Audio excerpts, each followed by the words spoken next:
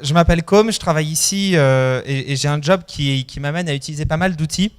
Et du coup, on s'est dit ce soir qu'on allait vous présenter quelques outils très simples à prendre en main pour lancer votre startup et pour commencer à tester vos idées très rapidement sans que vous ayez à coder ou à passer 3 ans à développer un produit.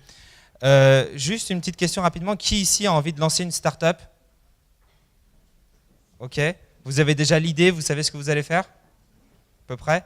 Qui a déjà lancé une startup en fait? Ouais.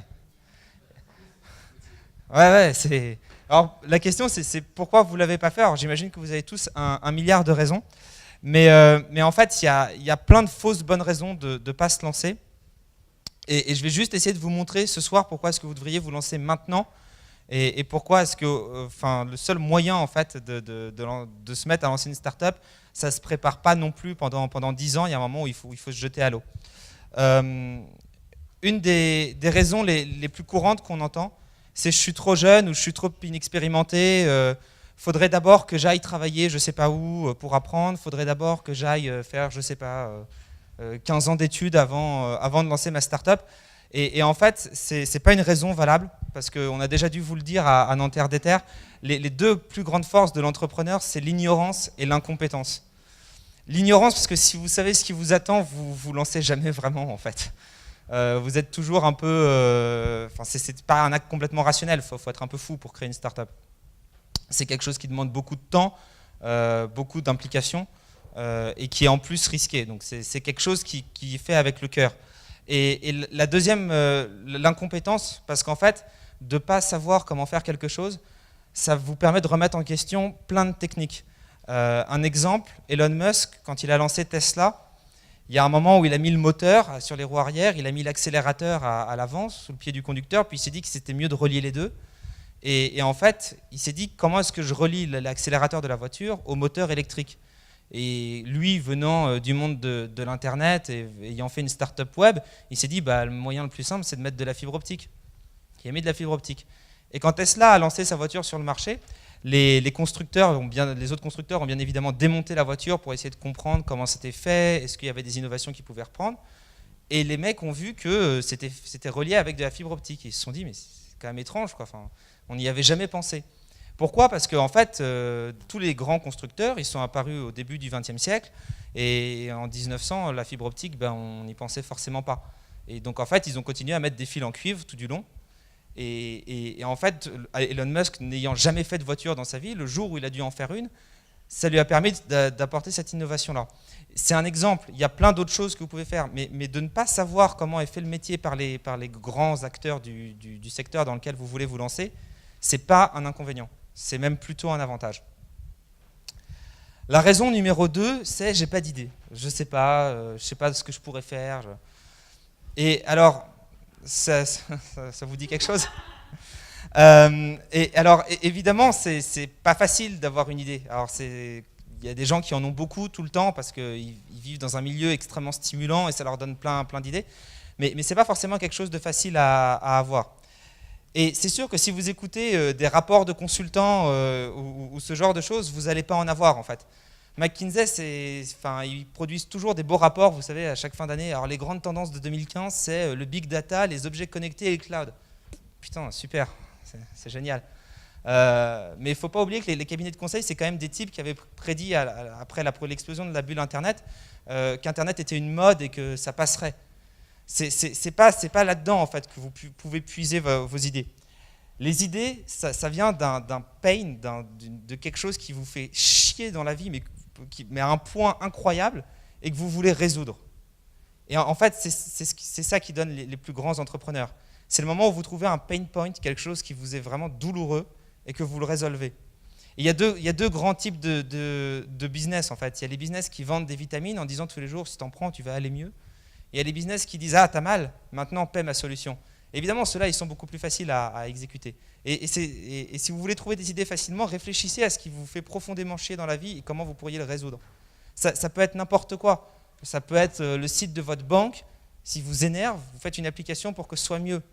Par exemple, Capitaine Train, ils se sont lancés parce qu'ils trouvaient que Voyage SNCF, c'était vraiment intolérable en fait.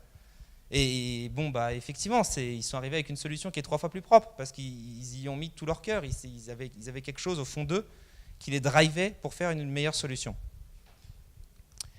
La troisième raison assez fréquente qu'on entend, c'est « je sais rien faire ». Alors, je ne sais pas dans quoi est-ce que vous étudiez tous, mais c'est vrai qu'il y a plein de filières en fait, où on a l'impression, quand on sort après des études ou même pendant les études, qu'on n'apprend pas vraiment à faire les choses concrètement. Et en fait, c'est juste que c'est normal, on vous apprend à travailler dans des grandes organisations déjà assez segmentées, mais vous savez tous faire des trucs. Hugo, la dernière fois, il vous a parlé de content creation. Et ça, c'est quelque chose qu'a priori tout le monde peut faire avec un peu d'entraînement et en s'y mettant régulièrement. Et par exemple, Groupon, ça a commencé comme ça. Ils ont commencé avec un blog. C'était un blog qui recensait les meilleures affaires. Et après, quand il y a eu ce blog qui a pris un peu d'envergure, ils se sont mis à envoyer des coupons automatiques à leurs abonnés. Après, ils ont recruté une team. Et après, ils ont fait un site.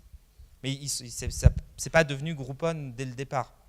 Et donc en fait, il faut savoir quel est vraiment le cœur de votre projet et ce que vous voulez faire très concrètement.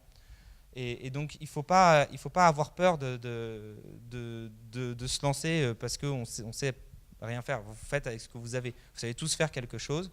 Il faut avoir confiance en vous, commencer à créer quelque chose. Et je vais vous montrer comment le faire en plus très simplement en testant des petites idées très simples. La quatrième raison, c'est la peur de l'échec, c'est la peur de... Alors c'est quelque chose qui est peut-être un petit peu plus français que dans d'autres pays, mais c'est vrai que effectivement une start-up, ça échoue. Hein. Pour beaucoup, il y en a plein qui échouent. C'est pas grave pour autant. Faut pas avoir peur de ça. Il y a une série géniale qui s'appelle Kaamelott. Alors je ne sais pas si vous la regardiez, c'était il y a quelques années sur M6. Il y a des fans, cool. Et il y a un personnage génial qui est le roi Lot, qui n'arrête pas de comploter pour renverser le roi Arthur. Et à un moment, il y a un de ses sbires qui lui demande « Vous êtes sûr de votre coup ?» Et il fait « Ouais, quand on veut être sûr de son coup, on plante des navets, on ne pratique pas le push. » Et bien, une startup, c'est exactement pareil. Si vous voulez être sûr de votre coup et que vous êtes complètement avare au risque, ce n'est pas la meilleure solution pour vos nerfs. Mais faut bien se mettre dans le crâne que ce n'est pas grave d'échouer, ce n'est pas quelque chose qui est insurmontable. En fait, la plupart des idées échouent, et même dans les grands groupes. L'image que j'ai derrière moi, c'est une image de Danone Essensis. Alors, je ne sais pas s'il y en a qui connaissent ce grand cas de fail marketing. C'est-à-dire que les mecs chez Danone se sont dit on va vendre un yaourt aux gens et si vous le mangez, votre peau va être meilleure. Enfin, je sais pas, va être plus belle, plus ce que vous voulez. Et évidemment, ça a fait un four monumental. Mais ce qu'il faut retenir, c'est que si chez Danone, où ils embauchent quand même des gens extrêmement compétents, où ils ont un service d'études de marché, où les types ont fait des enquêtes, ils sont allés chercher, ils se sont dit est-ce que ça va marcher, et ils ont vraiment travaillé, et ça ne les a pas empêchés d'échouer. Et même dans les grands groupes, les idées échouent, très souvent, beaucoup plus qu'on ne le pense en fait. Et donc, ce n'est pas un problème l'échec. Le problème, c'est la perte de temps. Le problème, c'est de passer tellement de temps sur une idée qu'au bout d'un moment, on a investi tellement de sa vie qu'on a vraiment l'impression d'avoir perdu quelque chose. Le temps, c'est la seule chose que vous ne pouvez pas racheter dans votre vie, en fait. C'est le seul truc qui s'écoule lentement, méthodiquement, et il n'y a pas de machine pour faire marche arrière. Et le syndrome de ça, c'est évidemment, alors voilà, je passe un an au fond de ma cave à développer un super produit, je lui mets 1 milliard de fonctions, le truc est génial, Google, machine à café, ce que vous voulez. Je le lance, et en fait, il n'y a pas un mec qui utilise ou qui achète mon produit. Et ça arrive très souvent, en fait. Et si vous voulez, c'est un truc dramatique et qu'on a beaucoup en France, c'est qu'on nous apprend souvent à être parfait, à faire la perfection, plutôt qu'à vendre, plutôt qu'à faire. Et donc en fait, on réfléchit pendant très longtemps, on implémente plein de fonctions, sans tester s'il y a vraiment des gens que ça intéresse. Et la chose fondamentale d'une start-up, c'est la vente. Et donc en fait, il y a une manière très simple de résoudre ça, c'est de vendre avant d'avoir fait quelque chose. Et il y a une anecdote qui tourne un peu dans le monde entrepreneurial. C'est un ingénieur français qui vient voir un type et qui lui dit « Voilà, alors moi j'ai codé un protocole qui se base sur le TCP et qui permet d'envoyer des paquets entre 2 ordinateurs. Pour s'échanger la data, on a besoin de browser et voilà, je pense que je peux le vendre pour à peu près $30 par mois. » Ouais, super, bah écoute, bravo, puis salut. Le même entrepreneur américain va vous dire, wow, j'ai fait un truc génial, ça s'appelle Internet, vous connectez deux ordinateurs, vous pouvez vous envoyer des photos, des mails, vous pouvez faire des vidéoconférences et je te le vends 49 $ par mois, tranquille. Putain, ouais, je l'achète tout de suite. Ouais, mais alors en revanche, je ne l'ai pas encore fait, donc il faut juste que tu me l'achètes, puis t'inquiète, je le code et tu l'auras. Et en fait, c'est juste deux mentalités très différentes. Mais faut bien comprendre qu'une startup, vous n'avez pas besoin d'avoir un produit, vous avez besoin de vendre. Et en fait, en vendant, vous validez une hypothèse qui est que les gens sont intéressés par ce que vous faites. Et si les gens sont intéressés par ce que vous faites, alors ça vaut le coup d'investir du temps, de l'argent dans votre produit. Et alors, il y a un exemple très simple. C'est une vidéo qu'a fait Drew Houston, le fondateur de Dropbox. Il sortait du MIT, donc en fait, il savait évidemment faire pas mal de choses.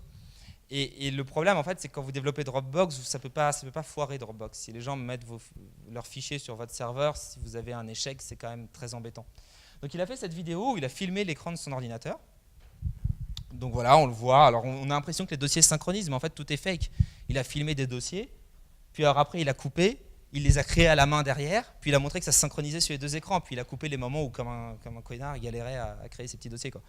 Mais en fait, il a fait une vidéo comme ça qui a l'air super cool où il explique que voilà, Dropbox c'est génial, tout est synchronisé en permanence, vous voyez, ça marche super bien, c'est tranquille. Alors qu'il n'avait pas de produit derrière, c'est juste un fake ce que vous voyez là. Mais pourquoi est-ce qu'il a fait ça? Parce que pour développer Dropbox, il avait besoin d'à peu près 5 millions de dollars pour réunir les meilleurs ingénieurs, pour réunir des serveurs fiables. Enfin, il y a tout un tas de problématiques de sécurité. Et évidemment, si vous allez voir un investisseur et que vous lui dites, alors voilà, j'ai besoin de 5 millions de dollars, le mec va vous faire, bien sûr, et puis il va pas vous les donner. Alors, ce qu'il a fait, c'est qu'il a fait cette vidéo, il l'a mis sur un site qui s'appelle Hacker News, qui est un site de geek, mais très sympa. Et donc, en fait, en la mettant sur ce site assez connu dans le milieu informatique, sa vidéo a tourné, les gens se la sont passés, etc. En fait, il avait juste mis cette vidéo en dessous un petit champ. Si vous voulez un accès exclusif, entrez votre adresse email. Et en 48 heures, il a eu quelque chose, je crois, comme presque 100 000 inscrits. Donc un truc énorme. Mais en 48 heures, avec juste un petit film qu'il avait complètement manipulé, enfin qui n'est absolument pas vrai, il a validé son idée qui est que Dropbox, de synchroniser des fichiers entre deux ordinateurs, ça intéresse des gens. Alors à partir du moment où il a validé cette idée-là, il sait qu'il peut se lancer. Et donc après, il a fait son produit, il a embauché des types, et aujourd'hui Dropbox, c'est une boîte qui vaut plusieurs centaines de millions de dollars. Mais ça a commencé avec un truc très très simple. Et donc, ce dont je voudrais vous parler ce soir, c'est comment faire une startup en 48 heures en gros. Comment est-ce que vous avez une idée et très simplement, vous pouvez assembler quelque chose pour la tester. Alors je vais juste voir deux grands cas en fait. Le premier, ça va être, vous vendez un produit gratuit, donc par exemple Facebook, c'est un produit gratuit. Donc vous n'avez pas vraiment besoin de système de paiement ou de ce genre de choses, vous avez besoin de récolter des adresses email pour tester l'intérêt. Et le deuxième cas, c'est évidemment dans le cas où vous avez directement un objet à vendre. Et à ce moment-là, il faut faire un site de e-commerce et je vais vous montrer comment c'est faisable vraiment super rapidement. Cas numéro 1, comment est-ce que j'obtiens le maximum d'emails? Comment est-ce que j'obtiens des utilisateurs? Comment est-ce que je valide l'intérêt du marché? Il y a un site génial qui s'appelle Strikingly. Strikingly, c'est un site extrêmement simple en fait, hyper visuel, où sans rien coder, vous pouvez faire une page, mettre des images, mettre vos textes, etc. J'ai une vidéo d'ailleurs, voilà. Et donc en fait, vous voyez, vous choisissez une template, voilà, hop, super. Start Editing, et après, vous pouvez directement remplir votre page. Donc vous pouvez changer le texte, vous voyez que ça vient directement pré-rempli. Vous pouvez bien sûr tout réorganiser, vous pouvez ajouter des sections, vous pouvez faire plein de choses. Et en gros, il vous faut juste des visuels et du texte, ce qui a priori est à la portée de n'importe qui. Les visuels, si vous n'en avez pas, vous pouvez en trouver sur Internet, je vous montrerai ça dans 5 minutes. Mais en gros, voilà, quoi, il faut juste votre cerveau et un peu de temps, quoi. Et vous assemblez une page très vite comme ça. Et à The Family, à chaque fois qu'on veut lancer un nouvel événement ou qu'on veut tester une nouvelle idée, on fait une page et très vite on teste la demande. C'est comme ça qu'un jour, on a dit qu'on avait un château et que les entrepreneurs qui étaient intéressés pouvaient y séjourner pour 1 000 € par mois. On a lancé le site. Et là, il y a plein de mecs qui nous ont écrit « Ouais, je vais aller dans votre château, c'est quoi les modalités ?» Donc on s'est dit qu'on allait l'acheter, quoi. Mais on n'a jamais eu de château avant de faire ça. C'était un test, parce qu'acheter un château, ça coûte 1 million d'euros, c'est compliqué, c'est un investissement. Et voilà. Et bon, la petite histoire, c'est qu'on ne l'a toujours pas trouvé en fait, ce château, parce que c'est pas si facile que ça à trouver en fait. Mais c'est pas grave, parce que les gens qui se sont intéressés, on les a dans un fichier. Et en plus, il y en a qui nous recontactent parfois en nous demandant alors c'en est où votre projet, etc. Vaut mieux que ce soit dans ce sens-là plutôt qu'on achète un château à 1 million d'euros et qu'après on ne sache pas comment le vendre. Donc Strikingly, ça vous permet de faire ça. Donc vous voyez, en plus, truc génial, ça marche sur iPad, ça marche sur iPhone. Tout est vraiment en fait préfabriqué pour que vous n'ayez pas à vous poser des questions très techniques de ouais, mais alors mon site, à quoi il va ressembler sur mobile, à quoi il va ressembler sur iPad, ça marche pas avec ceci, ça marche pas avec ça. C'est vraiment, enfin, tout est vraiment simplifié. Vous pouvez quasiment prendre la page et juste changer le texte et les images. L'autre avantage de Strikingly, c'est que ça s'intègre avec plein d'autres services en fait, dont un très important, c'est Mailchimp. Mailchimp, ça sert à gérer vos emails. C'est des listes d'emails. Et alors en fait, l'avantage de ça, c'est que vous pouvez faire une page Strikingly, la connecter à Mailchimp, et donc du coup les gens ont un formulaire. Vous êtes intéressé, entrez votre adresse email et un bouton. Ils entrent leur adresse email et vous, ça vous les ajoute automatiquement à une liste d'emails dans Mailchimp. Donc vous pouvez même collecter leur nom et leur prénom, mais l'email ça suffit en général. Et donc ça vous les ajoute à une liste d'emails Mailchimp. Et une fois que vous avez, je ne sais pas, 100 000 emails en 48 heures, vous saurez que votre idée vaut quelque chose. Et vous saurez qu'à ce moment-là, vous pourrez les recontacter et leur dire merci beaucoup pour votre inscription, on est toujours en train de travailler sur notre produit, mais on a bien noté votre intérêt. Et dès qu'il sort, on vous en fait part. Et vous êtes même sur une liste d'attente. Votre numéro, et là vous inventez un numéro où vous mettez rien, enfin vous dites juste que vous êtes sur une liste d'attente. Et pour faire remonter vos chances d'avoir le produit en premier, partagez-le à tous vos amis. C'est une vieille technique bien classique, mais vous donnez un numéro à quelqu'un en disant voilà, t'es 4 millième sur la liste d'attente, putain, pas sympa. Mais en revanche, si tu le partages à tous tes potes, on va peut-être te faire passer avant. C'est très efficace en termes de viralité. Donc il y a plein de petites techniques comme ça. Pour ça, vous n'avez pas besoin d'un vrai système. Vous vous en foutez que derrière les types ils se sont inscrits quand. Rien à faire. Vous pouvez tout envoyer en même temps. Ils ne le sauront jamais. Le but, c'est d'essayer de générer de la viralité et de créer une tension, en fait, de créer un désir. Rapidement, dans Mailchimp, il y a juste 3 étapes que vous devez retenir. La première, quand vous avez créé votre compte, c'est de créer une liste. Donc vous l'appelez par exemple lancement. La deuxième, c'est de personnaliser les formulaires de bienvenue. Parce qu'en fait, sur Mailchimp, quand vous vous inscrivez, les gens reçoivent un email en disant « Veuillez confirmer la souscription à cette liste ». Le type clique sur « OK » et après, il reçoit un dernier email « Bienvenue sur cette liste ». Voilà. Et c'est à peu près tout. Par défaut, c'est plutôt bien foutu. Mais vous, dans votre cas, vous voulez les customiser vraiment en disant « Veuillez confirmer votre intérêt pour mon super produit génial ». Là, le type clique sur le bouton. Et quand il reçoit le mail, il faut qu'il reçoive un petit mail en disant « Voilà, merci pour votre intérêt. Pour l'instant, on est toujours en bêta. » Et ce que je vous expliquais, hein, on est toujours en bêta. L'accès est fermé, vous êtes sur la liste. Si vous voulez remonter sur cette liste, partagez-le à tous vos amis. Et une fois que c'est fait, vous connectez Mailchimp à Strikingly et c'est bon, vous avez votre site. Pour décorer un peu, et les mails, et le Strikingly, etc., vous allez vouloir des visuels. Alors, solution A, vous savez en faire, vous savez en produire, soit en 3D, soit vous êtes très bon en photo, je ne sais pas. Et à ce moment-là, tant mieux pour vous. Pour les autres, il va vous falloir des visuels, et pour ça, il y a un truc génial, c'est Google. Parce qu'il y a plein de visuels sur Internet, et plein de visuels qui sont en plus libres de droit. Première source de visuels, The Noun Project.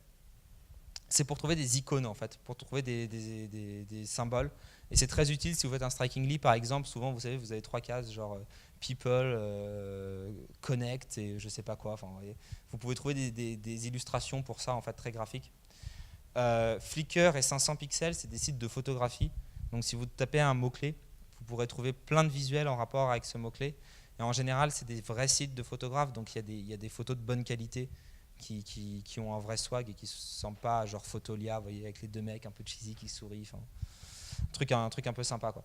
La dernière chose que vous pouvez utiliser, c'est bien sûr si vous avez déjà votre application, ou votre produit, ou si vous l'avez faké comme je vous ai montré avec Dropbox, vous pouvez utiliser des screenshots, bien entendu. Vous pouvez très facilement faire un fake de votre produit, le dessiner sur je ne sais pas ce que vous voulez, ou même sur l'ordinateur, vous voyez, assembler un faux produit puis le prendre en photo. Donc ça, vous pouvez bien sûr utiliser. Et utiliser aussi les films. Il y a une manière très simple, par exemple, de faire une jolie bande-annonce. Si vous n'avez pas d'image de votre produit parce que vous ne l'avez pas fait, je ne sais pas, prenez des extraits de films un peu stylés, vous mettez une voix off dessus ou une musique, et ça vous fait une bonne annonce. La toute première bande-annonce de The Family, je ne sais plus quel film c'était, je ne sais pas si tu te souviens, Joris. Enfin, c'était un assemblage de dessins animés avec voilà, The Family, The New Exclusive Club for Entrepreneurs, etc. Et en fait, comment ? Mr. Fox, c'est ça. Et en fait, c'était juste des extraits de films parce que The Family n'avait pas encore quelque chose à montrer. Aujourd'hui, on veut faire la bande-annonce de The Family, on monte les conférences, on monte l'espace, on monte les startups, etc. Mais là, je veux dire, The Family, quand ça s'est lancé, il n'y avait rien. Il y avait pas de... Donc en fait, on a pris des morceaux de films, puis on les a remontés, et on a mis une jolie musique derrière et une narration. Et ça marchait très bien, et tout le monde comprenait ce que c'était, et tout le monde comprenait ce qu'on vendait. Pour vous montrer un cas classique, alors, ce dont je vous parle là, c'est ce qu'on pourrait appeler un MVP. Alors, si vous allez sur Google et que vous tapez Minimum Viable Product, vous trouverez plein d'exemples de MVP. C'est en gros, j'ai une idée, quelle est la feature, le truc que je dois montrer aux gens pour qu'ils achètent mon idée. Et c'est de ne faire que ça. Un MVP, il faut bien retenir le mot viable, ce n'est pas un produit mal fini. C'est un produit parfait, mais qui n'a pas toutes les features que vous envisagez, qui n'a pas toutes les fonctionnalités que vous envisagez de développer plus tard. Donc il fait juste un truc et il le fait très bien. Mais du coup, ça veut dire que vous n'avez pas besoin de galérer pendant 50 ans à faire votre produit, vous pouvez le faire rapidement. Par exemple, le MVP d'une voiture, ce n'est pas une voiture en bois, c'est un skateboard. C'est vraiment le truc, voilà, ça roule très bien. Et après, vous ajoutez un moteur si ça vous amuse. Mais dans un premier temps, ça roule. Le screenshot que je vous ai mis, c'est une startup de The Family qui s'appelle Ever Photoshoot. Alors, c'est un type qui a fait ça tout seul au départ. C'est un striking list que vous voyez. Donc, vous voyez, il s'est customisé son texte, etc. Donc, lui, il vend des séances photos. Son formulaire est relié à MailChimp. Mais en fait, toute sa startup, il n'a pas codé une seule ligne de code. Et pourtant, ça marche très bien. Comment il a fait ? Il a fait un striking list. Il a mis, voilà, si vous voulez réserver votre séance photo, entrez votre email ici, le type entre son email, et quand il entre son email, il confirme sa souscription à la liste, et après il reçoit un email, merci d'avoir confirmé, voici un lien pour réserver votre première séance photo. Et ce lien, c'est un Doodle. Donc il réserve son lien sur Doodle, donc là le type voit qu'il veut une séance photo, je ne sais pas, samedi à 15h, cool. Ce Doodle, il l'a partagé automatiquement à ses photographes, donc les photographes sont notifiés dès que quelqu'un met à jour le Doodle. Ils savent qu'ils doivent se rendre sur place, ils se rendent sur place. Le type prend les photos, on a l'adresse email du mec. Donc quand le photographe prend les photos, après il les upload sur son ordinateur et il envoie ça à l'email. Et après, le type a juste à payer les photos qu'il veut. Il a pris un logiciel de galerie, je ne sais plus lequel, mais enfin, il y en a plein sur Internet. Et en fait, il n'a rien développé, il a juste assemblé des logiciels qui existent déjà. Mais l'avantage de faire ça, c'est qu'il a pu tester qu'il y avait une demande. Donc aujourd'hui, il sait que les gens ont envie de se faire prendre en photo. Et d'ailleurs, si vous voulez, le MVP du MVP, vraiment le truc le plus extrême, c'est qu'il a testé ça d'une manière encore plus simple. Il est allé au Troca en juillet, un samedi, avec un grand panneau en carton, Free Photoshoot, Pay for what you want. Et donc en gros, c'était plutôt destiné aux touristes. Hein. Et donc en fait, il prenait les gens en photo gratuitement, il prenait leur adresse email, il leur envoyait, et les gens payaient 1 € par photo qu'ils voulaient garder. Et il leur envoyait en bonne qualité. C'était aussi simple que ça. Il n'y avait même pas de site web. Je veux dire, le type est allé tester ça. Il y a une autre startup qu'on avait qui s'appelle Switch. Alors depuis, ils ont changé de business et voilà. Mais en gros, ils voulaient aider les gens à trouver des spots de parking, enfin des places de parking dans la rue. Et donc en gros, quand tu prenais une place avec eux, tu payais 5 $ et quand tu la rendais, tu en payais 4. Ce qui faisait qu'en fait, on t'en rendait 4. Et donc en fait, on savait en permanence où étaient les places de parking et ils pouvaient gérer ça en flux. Ils ne sont pas allés développer une application. Ils sont allés dans la rue avec des grands panneaux, parking spot, 5 $. Ils étaient à San Francisco, donc il y avait 4 gogoles dans la rue avec des panneaux en carton. Voilà, place de parking pour 5 $. Puis bon, ils ont vu que les types achetaient à 5 $, donc ils se sont dit, il doit y avoir un marché. Donc après, ils ont fait une application. Mais ils ont testé la demande d'abord, et ça, c'est ce que vous devez retenir. Et donc en fait, l'existence de la startup, elle a commencé au moment où eux, ils ont fait ça, le moment où eux, ils ont testé leur demande. Donc ce que vous pouvez faire avec ces outils, c'est vraiment tester une demande très simplement et très rapidement. Et donc, il n'y a pas de raison de ne pas se lancer. Ça vous prend 48 heures, même pas. Vous pouvez le faire plus rapidement que ça. Vous pouvez le faire en un week-end. Donc, vous avez tous des week-ends, même si vous êtes étudiant, même si vous avez beaucoup de boulot, même si vous avez des partiels, vous avez tous des week-ends. Donc, il n'y a aucune raison de ne pas lancer sa start-up. Alors, le cas peut-être un petit peu plus touchy, c'est si vous voulez vendre des objets en ligne. Alors, je ne sais pas, peut-être que certains d'entre vous savent faire des choses ou savent produire des objets physiques. À The Family, on a deux entrepreneuses qui ont lancé des bijoux en 3D, imprimés en 3D. Leur cœur de métier, c'est de vendre des bijoux en 3D. C'est pas d'aller faire des sites web ou ce genre de choses. Et donc, en fait, ce qu'elles ont fait, c'est qu'elles ont utilisé un site, elles ont listé les bijoux qu'elles vendaient, et puis elles les ont fait. Mais le site est quelque chose d'assez extérieur à tout ça, et ça leur a pris pas très longtemps à faire, en fait, parce que l'outil dont je vais vous parler, Squarespace, c'est un peu comme Strikingly. Vous choisissez une template, c'est pré-rempli. Alors là, par exemple, c'est une template pour vendre des choses, donc vous voyez qu'il y a les prix dessus. Et donc en fait, c'est très simple à mettre en place, ça vous prend à peu près 3-4 minutes. Après, bon, faut mettre les photos, faut mettre vos titres, faut mettre etc. Mais l'avantage de Squarespace, c'est qu'il vous permet de vendre en ligne. Et pour vendre, c'est plugué avec un truc qui s'appelle Stripe. Stripe, c'est un processeur de paiement. Vous savez, c'est les machins que vous voyez quand vous payez sur Internet, entrez votre carte bancaire, votre numéro de carte bancaire, votre code de vérification, etc. Si vous allez voir une banque, ils vont vous facturer ça 3 000 €, ils vont prendre 25% de com. Mauvaise stratégie. Stripe, c'est gratuit, et ils vous prennent 3% de com. C'est énorme, 3% de com dans le monde du commerce. Mais vous vous en foutez, parce que ce que vous cherchez, ce n'est pas à avoir le plus de marge. Vous cherchez à valider votre hypothèse. Est-ce que mon produit intéresse quelqu'un ?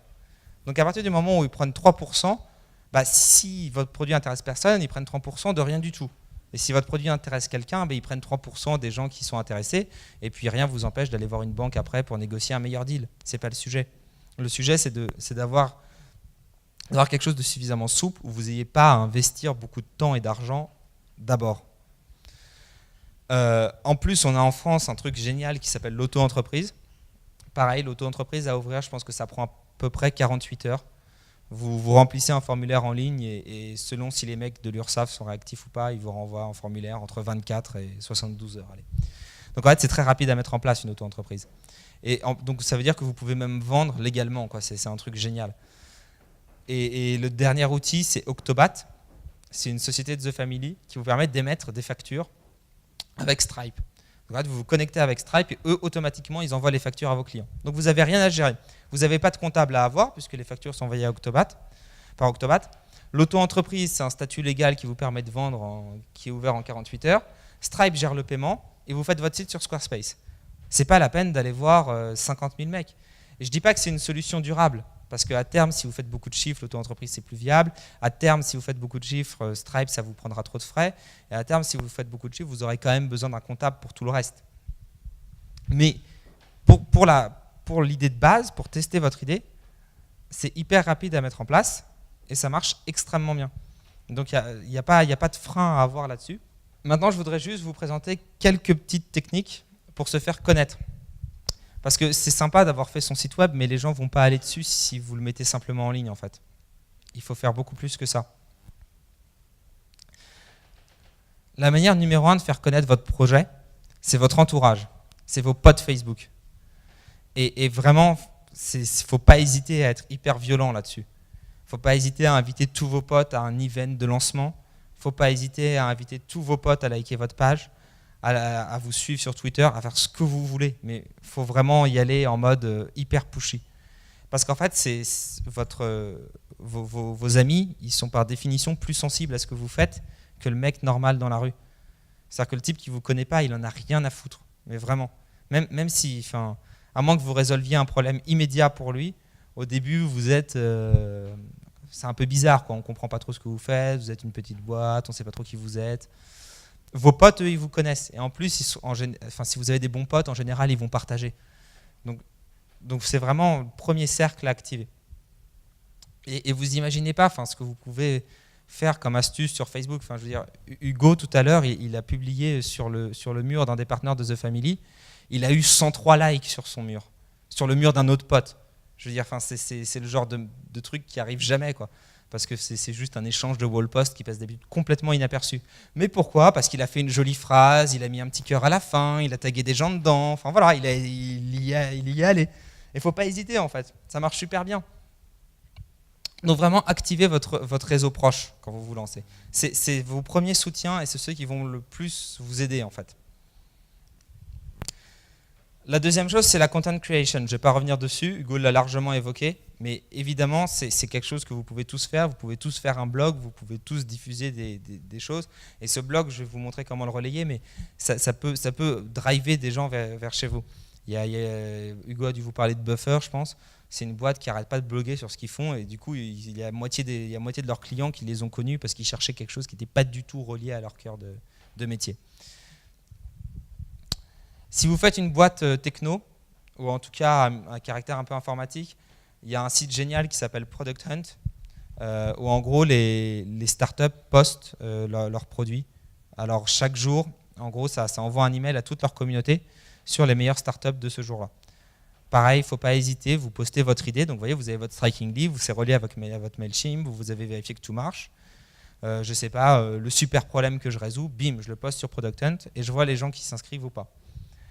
Hacker News, c'est un peu pareil que Product Hunt, sauf que ce n'est pas dédié que aux startups, enfin pas que aux produits, il y a des articles généraux dessus. Mais pareil, c'est une communauté facilement activable si vous êtes dans une startup reliée à la tech ou que vous résolvez un problème relié à la tech. Et Reddit, alors Reddit, je ne sais pas qui connaît Reddit ici.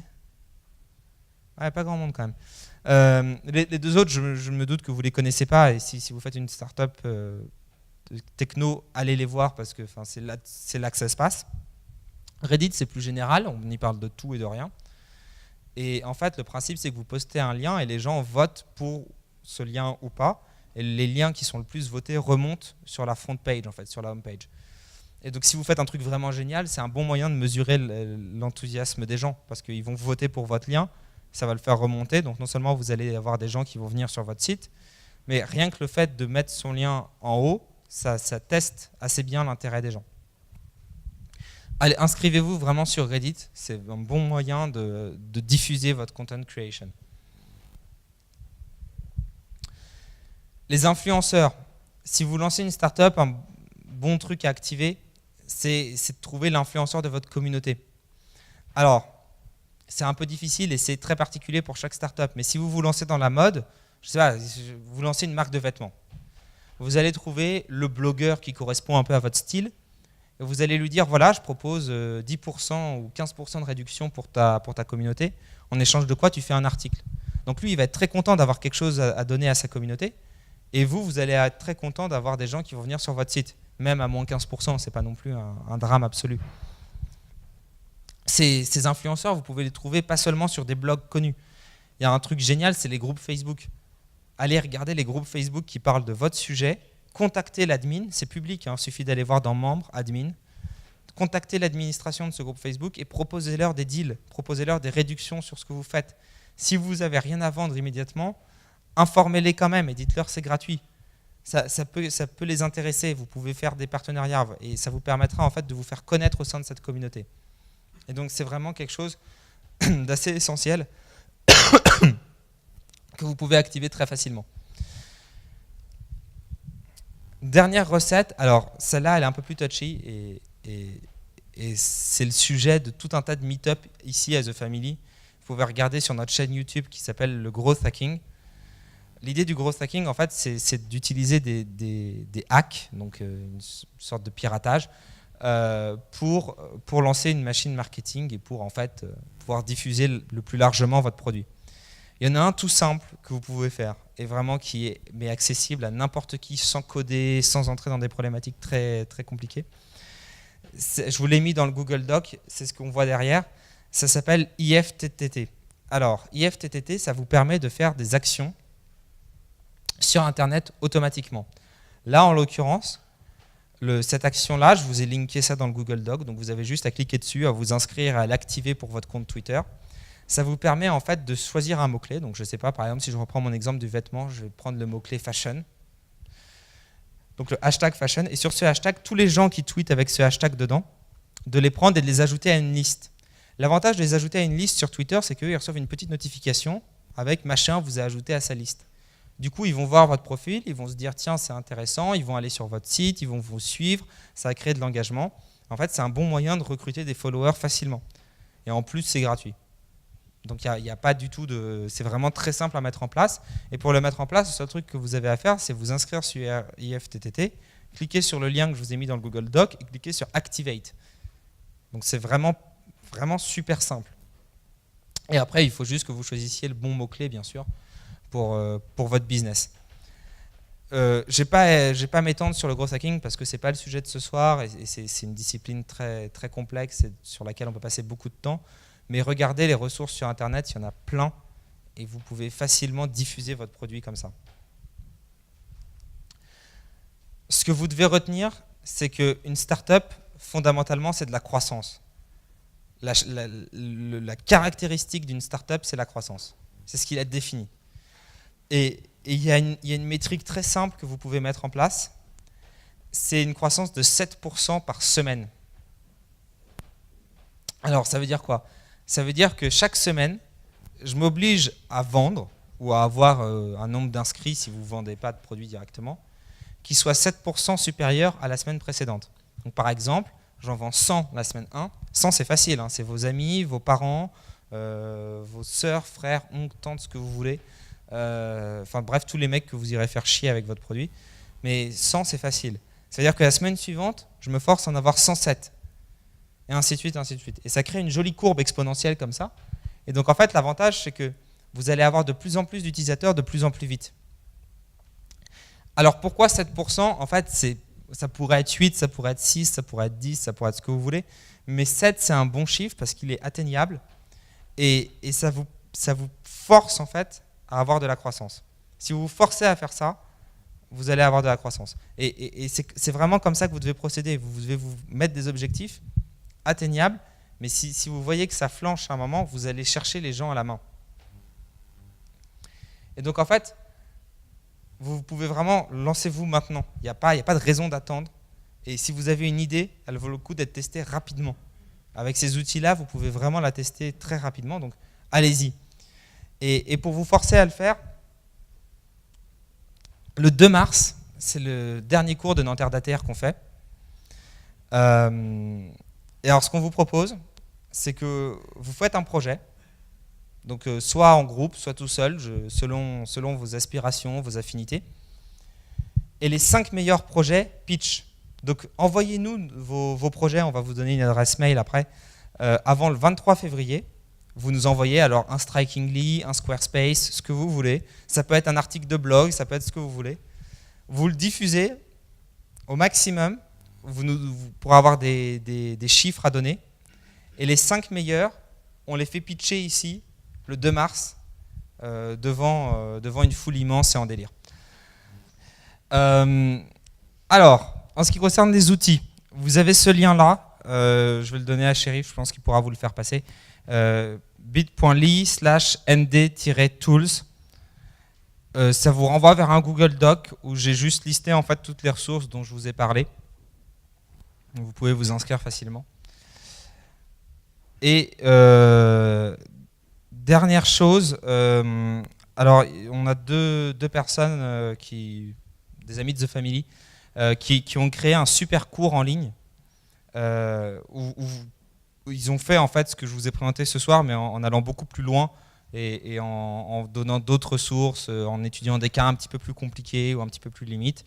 Ils ont fait un super MOOC qui recense vraiment, si vous ne savez pas coder en fait, comment vous lancer et comment faire quelque chose malgré tout. Vous pouvez donc aller sur udemy/4hourstartup. J'ai mis le lien dans le Google Doc, donc vous le retrouverez. Voilà, merci beaucoup. Vous avez mon adresse email en bas et mon Twitter. Pour envoyer vos projets, vous me les envoyez à com@thefamily.co. Et si vous avez des questions, n'hésitez pas.